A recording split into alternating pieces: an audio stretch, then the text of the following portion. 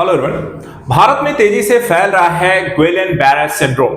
यदि आपको चलने फिरने में परेशानी होती है, उठने बैठने में दिक्कत हो रही है और 2-3 हफ्ते बाद आप बिना सपोर्ट के चल फिर नहीं पा रहे हैं, तो ये लक्षण हो सकते हैं गुइलेन-बैरे सिंड्रोम के।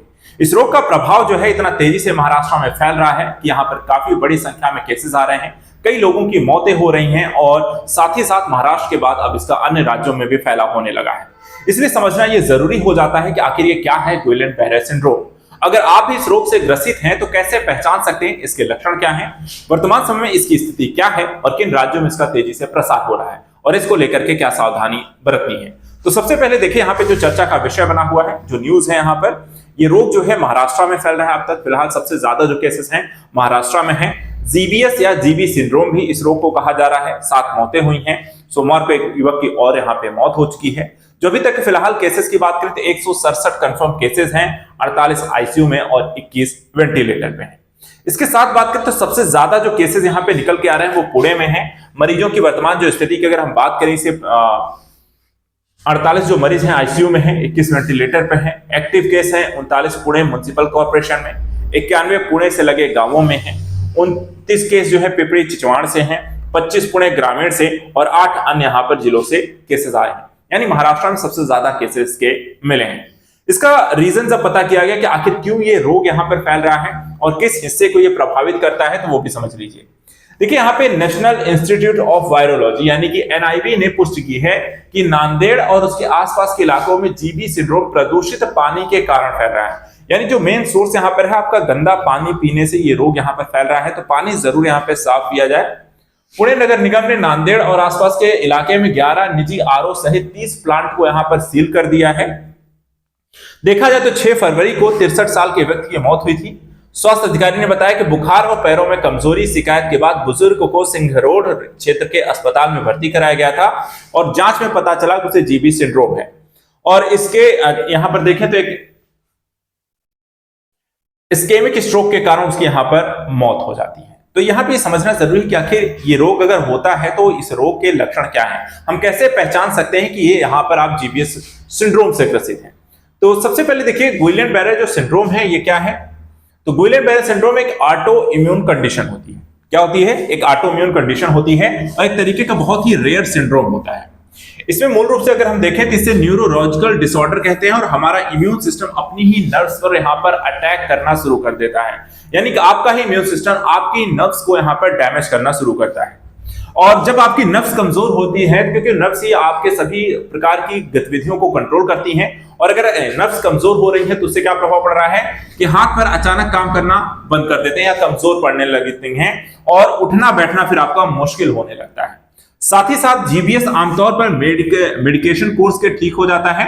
2-3 हफ्ते में मरीज भीतर बिना सपोर्ट के चलने फिरने यहां पर लगेगा और जीबीएस के ज्यादातर मामलों में मरीज पूरी तरीके से ठीक हो जाते हैं। तो यानी कि ऐसा नहीं है, अगर आपको सही समय पे इसका मेडिकेशन मिलता है तो आप इस रोग से यहाँ पे छुटकारा पा सकते हैं, ठीक हो सकते हैं, वापस से चलने फिरने लग जाएंगे। लेकिन कुछ केस में शारीरिक कमजोरी यहाँ पर आपको लंबे समय तक बनी रह सकती है। हर साल पूरी दुनिया में इसके लगभग 1 लाख मामले आते हैं और ज्यादातर मरीज जो इससे, अगर महिला और पुरुषों की बात करें तो पुरुष इस रोग से ज्यादा प्रभावित होते हैं। अब चलिए यहां पर बात कर लेते हैं इस रोग के लक्षणों के बारे में। शरीर के किस किस हिस्से को यह प्रभावित करता है, तो यहां पर देखिए जो नर्व सिस्टम है आपके पूरे शरीर में फैली हुई, इसलिए ये लगभग शरीर के हर हिस्से को प्रभावित करती है। जैसे मसल्स में कमजोरी होना, ठीक है, चलने फिरने में आपको समस्या होना, रीढ़ की हड्डी का आपका कमजोर होना, हाथ या पैर में देखा जाए तो आपको पैरालिसिस की समस्या हो सकती है, चेहरे की जो मसल्स हो सकती हैं उनमें भी पैरालिसिस की समस्या हो सकती है। इसके अलावा छाती की जो मसल्स होती हैं वो यहां पर आपको कमजोर हो सकती हैं, फेफड़ा जो होगा वो आपका कमजोर हो सकता है, सांस लेने में आपको तकलीफ हो सकती है, आंखों की जो रोशनी होती है वो यहां पर धीरे धीरे कम होने लगेगी, पैर जो होते हैं हाथ पैर में जो है अजीब सा आपको सेंसेशन महसूस होने लगेगा, बोलने और निगलने में मुश्किल होगी और शरीर का जो सिस्टम होगा वो धीरे धीरे आपको जो बैलेंस होता है वो यहां पर खराब होगा और आपके गिरने के चांसेस भी यहां पर बढ़ जाते हैं। अगर इस तरीके के लक्षण आपको दिखाई दे रहे हैं तो आप तुरंत इसका चेकअप कराएं और चीजों पर कंट्रोल करने के लिए सही समय पर इसकी दवाइयां लें।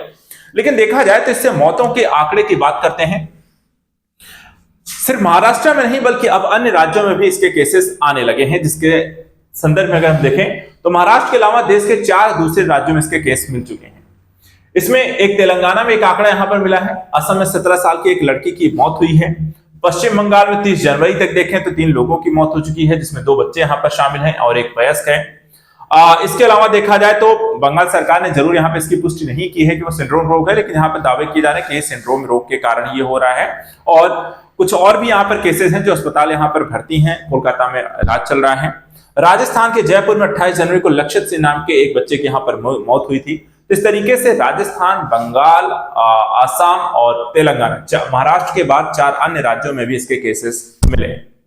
बात करें इसका इलाज क्या है तो देखा जाए इलाज इसका काफी महंगा है, क्योंकि इस इलाज का जो एक इंजेक्शन की जो कीमत है वो करीब 20,000 रुपए है। डॉक्टरों के मुताबिक मरीजों को आमतौर पर इम्यूनोग्लोबिन या IVIG इंजेक्शन का कोर्स करना होता है और निजी अस्पताल में इसके एक इंजेक्शन की कीमत जो है 20,000 है। पुणे के अस्पताल में 68 साल के मरीज के परिजन ने बताया कि इलाज के दौरान उनके मरीज को 13 इंजेक्शन लगाने पड़े थे। ठीक है, और जीबीएस की चपेट में आए 80% मरीज अस्पताल से छुट्टी के बाद 6 महीने में बिना किसी सपोर्ट के चलने फिरने लगते हैं और कई मामलों में मरीज साल या उससे ज्यादा समय भी यहां पर आपको लग जाता है। तो ये आज के सत्र में हमने समझा गुइलेन-बारे सिंड्रोम। ऐसे ही जरूरी जानकारी और करंट अफेयर्स के लिए हमारे साथ जुड़े रहें। यदि आप आईएएस और पीसीएस एग्जाम की प्रिपरेशन कर रहे हैं तो आप हमारे आजाद एकेडमी लर्निंग ऐप से जुड़ें, जहां पर हम डिस्कस करते हैं एग्जाम ओरिएंटेड टॉपिक्स के बारे में, जीएस के बारे में, साइंस से रिलेटेड जुड़े हुए पहलुओं के बारे में, आपके सिलेबस को यहां पर कंप्लीट कराते हैं। आज के लिए इतना है। Thank you so much and good luck.